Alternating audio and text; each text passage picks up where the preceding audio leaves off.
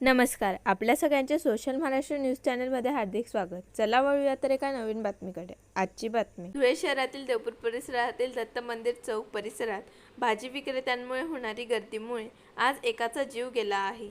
गेल्या काही दिवसांपासून देवपूर परिसरातील मुख्य रोडवरील भाजीपाला विक्रेत्यांचा प्रश्न आमदारांनी निकाली काढला होता.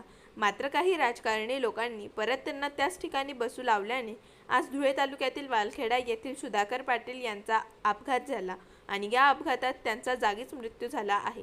या निष्पाप झालेल्या सुधाकर पाटील यांच्या मृत्यूला जबाबदार कोण असा प्रश्न या ठिकाणी सर्वसामान्यांना पडला आहे.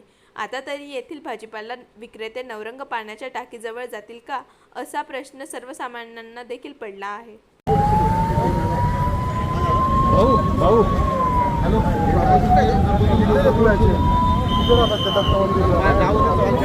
बातमी आवडल्यास चॅनलला लाईक व सबस्क्राईब करा व दररोज अशा नवनवीन बातम्या पाहण्यासाठी चॅनलला फॉलो करा. धन्यवाद.